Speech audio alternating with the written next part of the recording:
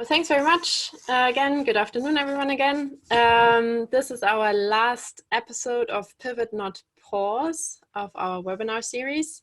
And we've done the housekeeping already, so I will just go straight in and just give a bit of context. So I'm Katerina. I'm a business psychologist and MD of Innovation Bubble. We are a psychological insights and behavioral solutions consultancy. And then we have Lauren and Francis from Duo Creative Media, who are a digital brand consultancy. And why we are here and why have we created these series or this webinar series is that, as we are all aware, this year has posed significant challenges to many businesses and people, and forcing brands to evolve and respond very quickly to ongoing changes and global challenges. And it's not possible for brands anymore to, sorry, I'm just switching back to the slides. It's not possible for brands anymore to take a lot of time and to engage with their audiences, but it has become really critical for them to understand who they are, what they stand for, why they exist, and then secondly, importantly, who are their audiences, what drives their decision-making and their behavior, and how to best respond to their audiences, giving the constant changes in context and environment. So in order for brands to pivot and not pause in the face of, as it seems, constant change now, we set up this webinar series as we found many brands are used to very lengthy, complex, and expensive processes to evolve their brands. And from our experience, this is actually not needed, and there's another way how to evolve quickly. And that's what we want to share with you. We want to share our knowledge and experience on how you can pivot and not pause in a very budget-friendly, speedy, and impactful way. And I will hand over to Lauren now, who will give the context of this final episode. Yeah, thanks very much, Katerina. So thanks for those who are joining, or thanks to those who are watching eventually after this. But as Katerina mentioned, we put this together really from the context of both of the worlds that we come from. So Innovation Bubble come from the insights-driven perspective, the messaging and the audience need, psychological need state point of view. And Duo comes very much from the how you take that information and reapply it back into brands. So we thought about combining both of our skill sets into this webinar series. And over the last 3 weeks, what we've been talking about is sort of understanding the concept around change and what change means to brands, because it effectively, we all think we know the answer. And I think there's a lot of sort of do's and don'ts and sort of different opinions around things. But again, just understanding what people on the other side of our campaigns and work that we do really feel about change. And how they respond to it from an audience perspective, how then we as brand marketeers or as businesses need to be able to shape narratives around it or shape ideas around it, and then how that in essence today, as we're going to be talking about, will impact channel roles and responsibilities, or the activations that we choose to run and where it matters the most. So if we go through to the next slide, please. There seems to be a bit of a mix and match with this slide at the moment, but if you go to the next one, please. Yes. So what we'll try and touch upon today very quickly, because again, we want to try and keep these really short and sweet, is that, you know, the challenges of implementation, what they kind of mean, what we have heard brands speak to us about over the last couple of months, roles and responsibilities and how that impacts the choices that you make, and then ideas and where they come from to help impact your channel choice. Because I think all these together sort of really nicely tie up the sort of things that we've been speaking about over the last couple of weeks. So just to kind of reiterate, we all know that the last couple of months have been really challenging. Businesses have had to go through numerous changes, whether it comes to operational, financial, staff, and just economic uncertainty over the last couple of months, which has caused a huge wave of confusion. And something that we like to kind of reiterate quite a lot is the fact that the then and now perspective of what's been happening over the last couple of months, if you go to the next slide, has been relatively short. The then, when we talk about the past, has only been about 3-4 months ago. And this is, again, a really short space of time for change to happen. And then now is a constant change. It's not stagnant, it hasn't stopped. It's going to continue changing, which again causes a whole wave of other issues. So following from that, the lockdown, or the process of COVID-19, has brought about a series of traits that has been really easy for brands to get sidetracked about. One of them we keep hearing from some of the brands that we work with are knee-jerk reactions to situations. Oh my God, I have to stop everything. Oh my God, I have to start everything. Oh my God, I need to do everything, which doesn't necessarily help in terms of working through solutions or problems in an effective way. We've seen panic buying, whether it comes into ad spend or to activities and production, because again, your knee-jerk reaction to a crisis is to go and kind of try and solve all issues all at once. We've seen, additionally to that, people stretching resources too thinly. Again, we've worked with brands who have tried again to be everything to everyone. And again, that doesn't help, because you're diluting what we would classify as your message and what you stand for, and what your customers have effectively known you for over a distinctive period of time. So this in total has created a navigational issue for activities. So what we tend to see from a top-down point of view, from a brand perspective, almost gets diluted to what ends up being front-facing or consumer-facing at the end. So really for us, the sort of the 3-tiered process to make this really, really simple is thinking about how we respond to people's emotions, what that narrative needs to look like, and where activation really matters and really makes an impact. Because the common denominator around all of these things that we talked about over the last couple of weeks is that they have a purpose. It doesn't matter what you do, it doesn't matter where it is in the consumer sort of infrastructure or the brand infrastructure. It all has to have a purpose. So we talked last week a bit about brand purpose and the fact that that's all about giving people a reason to believe, and that impacts what you do from a value, tone, look and feel, and product and service perspective. But again, sandwiched quite nicely at the bottom of this, in this sort of very traditional brand house structure, is that we're giving people a reason to engage, a purpose for them to engage with us. Why should I care? Why should I interact with you? And that's really important when it comes to channel choices. But just because you've answered all the components of a brand house doesn't mean that you've done the job to its full completion. There are certain things that we need to sort of just be very mindful of. And we kind of like to call this the reality check. And I think anyone who has worked with brands, or anyone who has worked for other companies, will kind of see some of these myths that we talk about sort of come into full spec. The first one that I've always liked to sort of chat to brands about is the I want it all and I want it now syndrome, which is, here's our brief and we have to do everything that's written down on this brief from start to finish. Well, that's not humanly possible, and nor would it be for a channel to be able to do everything all up front. So it's really important to be realistic about what you can or can't do. Similar to that, again, I think this is pretty much on every agency's or every supplier's hit list. I have a teeny tiny budget. I want to do everything, but I'm only willing to spend X amount. Well, again, the reality is that if you want to try and do a lot of different things, you're not going to be able to do it with a small budget, or you need to be realistic about what that budget is going to be able to allow you to achieve.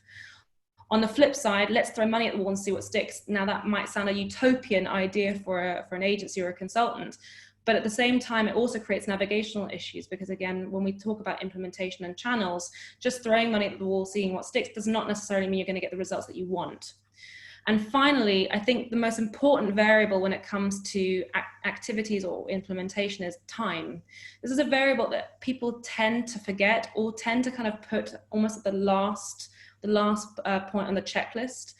Things take time, things have different time parameters, and therefore, again, considering your choices that you make, you also with that need to understand the parameters or the structure of time around that potential activity.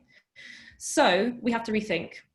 We have to be a little bit more mindful. We have to think a bit more about what people are naturally doing. They are online, they are active, they are sharing, they're connecting with people, they are engaging, and it hasn't changed. If not, it's only gotten more. So again, the navigational issues that we talked about at the beginning are only going to get bigger and broader as people become so much more connected and interactive online. Because at the end of the day, as human beings, we long for connection and we long for productivity, and we have to, as businesses, find creative ways of doing this. So if we think a little bit about implementing ideas and how we can start thinking a little bit about this, the World Wide Web is both a blessing and a curse. And I can say this quite happily, as working in digital for the last sort of 8 to 10 years, is that 10 years ago, it was cool if you had a Facebook page, and that was sort of the only thing. If you had to worry about one thing, that was the only thing you had to worry about. Now we have access to a plethora of different channels, and this causes so many choice issues and also management issues to be able to ensure you're getting the most out of it. But it's also great because we can choose to do things differently. We can choose to be a little bit more creative with the ways in which we engage with people through channels. And again, we've talked a bit about understanding what people feel and how and where they are talking to brands and what they are saying. We've seen this predominantly through the crisis in much more acute detail. Again, there's been much more about panic, anxiety, anger, and confusion because of the COVID-19 outbreak. And therefore, brands have had to counteract these needs with things that help and support responding to them in a way that makes sense. We've seen that brand narratives and ideas can come from all sorts of places, but the most fundamental ones come from areas such as human truths, information that is unbelievably relevant to the individual, where they are, how they interact, what their environment looks like, what their need state looks like, and even an anomaly within the situation that we're living in right now. These are all things that help shape a narrative. And so when we talk about where channels fall within these sort of very human, very complex spaces, we need to find ways of being a little bit more sensitive. So in short, we sort of classify it into sort of 3 categories: the problem, the insight, the idea. And that might sound really formulaic, but actually it really helps sort of just distill the points that we're trying to get across when it comes to channel choices. And sometimes for us, it's the most unlikely of problems. And I think the COVID-19 situation has forced people to think creatively that will give you the best idea and response mechanic. We always say necessity is the mother of all inventions. And I think, again, we can definitely attribute to that to the time that we're living in at the moment. You know, some of the best ideas come out of chaos because you have to think creatively. I wanted to give you an example, not related to COVID-19, but not too dissimilar in terms of panic behavior. KFC a few years ago had a chicken crisis. Now, I know that sounds really ridiculous and completely and utterly outlandish, but people care about this. I mean, we saw it again when COVID hit and McDonald's had to close and people were having major heart palpitations because they couldn't get to the local McDonald's. It's beyond me, but people do care about this.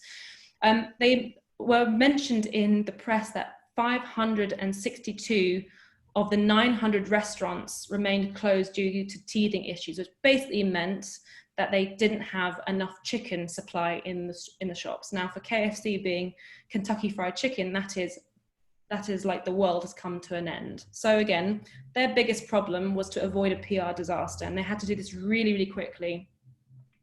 So they saw that people were having major breakdowns, and I think if any consumer psychologist, I think Katerina probably saw this the first time. I was like, what the hell was happening? People saying, you know, never mind, sorry, go back to the previous slide, never mind Brexit, KFC crisis is the most important issue in the country at the moment. The Colonel will be spinning in his grave like a rotisserie chicken. It even landed its way up into the police Twitter feeds. Please do not contact us about the KFC crisis. It is not a police matter. I mean, it's mental to think that something as mundane as chicken shortages would end up on the police Twitter sphere, but it did. And it also showed that there was a huge peak in negative commentary around KFC as a brand. Now, again, if your sole purpose in life is to sell chicken and you don't have any chicken, people are gonna, you know, there are gonna be riots, apparently. So again, the insight that they saw, this need, this sort of fundamental job that they had to do in a short period of time was the auditors needed clarity, and not too dissimilar to what was going on over the last couple of months when the government made all their announcements around messaging around staying at home or staying alert. People needed more clarity. So their idea was to respond with an anomaly, because again, this was a completely outlandish sort of case for them to sort of be partaking on. So they responded with changing their brand.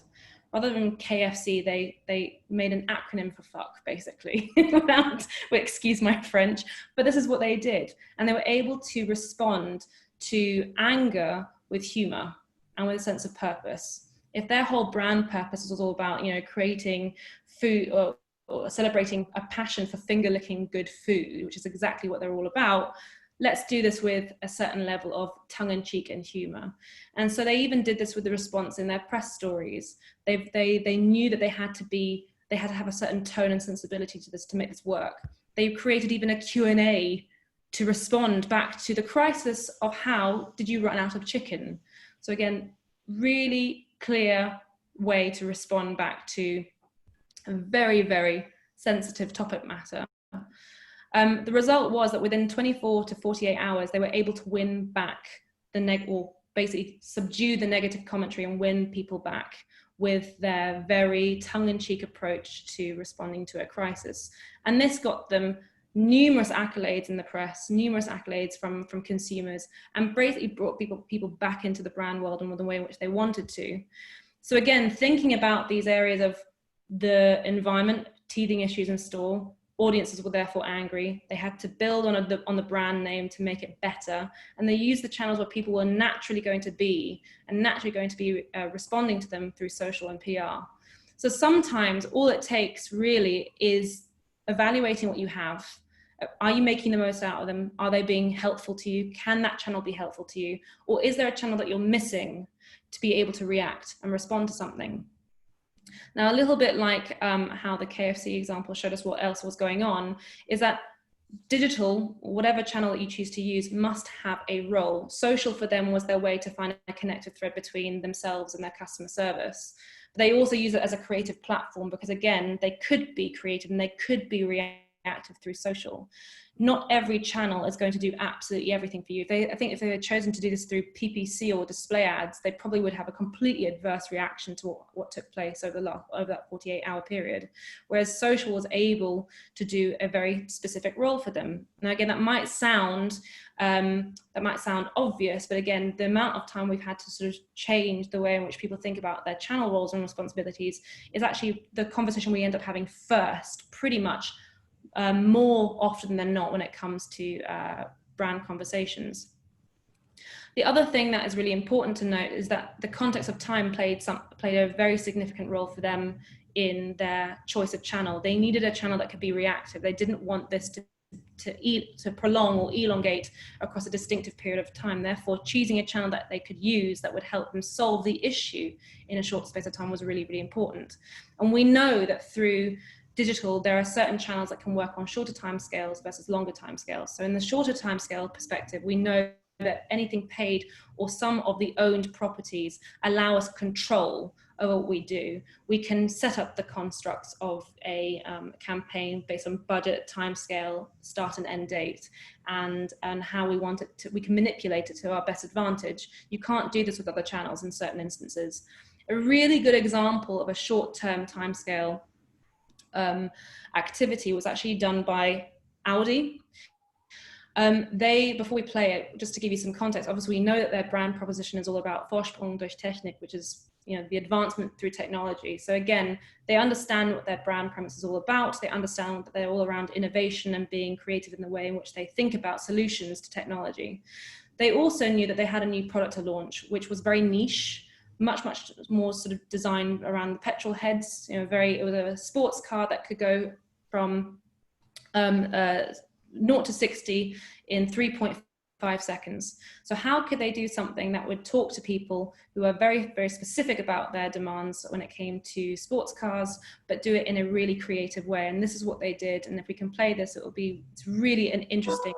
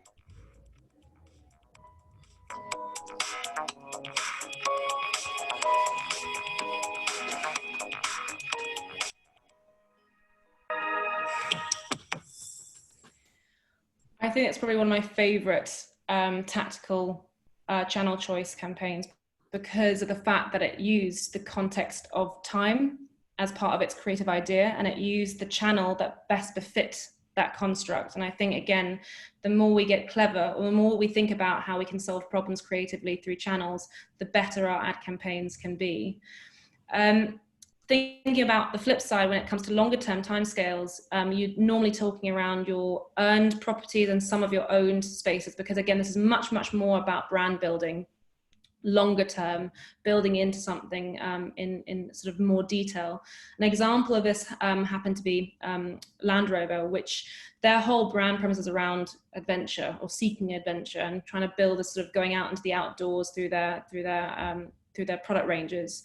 So they knew that during the winter months, to be able to talk about their brand world of adventure seeking, you know, winter is not a time where you naturally go out to seek adventure. It's normally summer, spring, summertime. So rather than kind of sort of admitting defeat around this idea, they decided to take matters into their own hands and actually own a season, and then created an entire brand narrative around Hive or Not, which stemmed from the need to build insights into search about what people don't do during the winter months to be able to go out and seek adventure. And they tied search, social, and press together in such a way that allowed them to take or harness the season and build it into their own brand space, which is a really clever way of creating something that's completely authentic to them. So in short, you have this need to think about the top end of your brand infrastructure. Sorry, go back one slide. Top end of your brand infrastructure, of your reason to believe. Your brand purpose must still play a vital role in everything you do from a channel point of view, because if it doesn't, your message becomes ever more diluted. So the way in which we like to think about these things is that, as we've talked about in the previous sessions, that we have these sort of 4 steps to go live, set up, you know, how we sit down with brands, and we work out by joining the dots between industry norms and the landscape. And this is a really, really quick period of a really quick execution. We then look at this from an exploration phase of research and review, and looking at audience needs all the way through to a digital review and digital audit, to understand how those 2 elements are or are not joining together. This then allows us to come up with ideas for creative comms development and validation, where we're testing ideas before we produce them. Because again, when we get to this point where we can produce or implement ideas, we want to have as much information up front as possible. And this is kind of a key to us, because the more you start testing once you've put something out, the reality is your message will start to dissolve a little bit. So we wanted to ensure that everything we do is really litmus tested up front as much as possible. So for us, validation up front, not after launch, is really, really, really important to us. Just to give you another example of a brand that we did this with to some extent was actually with Over Energy a number of years ago, whereby they were kind of launching them on the marketplace, and they also came with the exact same commentary that we've seen through some of these other examples.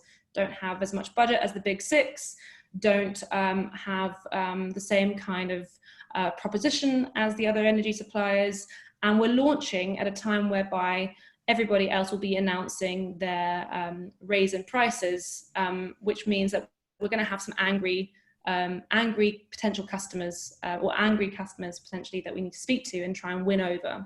So they decided to do this, and we decided that rather than trying to, again, force feed brand messaging everywhere across multiple channels, which would mean that our budget would be stretched really, really, really thin, and we didn't have a long period of time to do this. We had to think about what we could use. So instead, we decided to do something called real-time planning, which basically meant that we were able to tap into customer sentiments through social, to be able to react to their response to the autumn statement, and the reaction to their energy providers raising their prices. And we were able to do this by responding to them in a real-time bidding way, and tap into their anger effectively, and show them that we as a company, as Over, weren't raising our energy prices, and we could be potentially their new energy provider. And we saw a direct correlation with the activity that we were running, the press activities that were going on in the marketplace during the autumn statement response, and people switching to Ovo,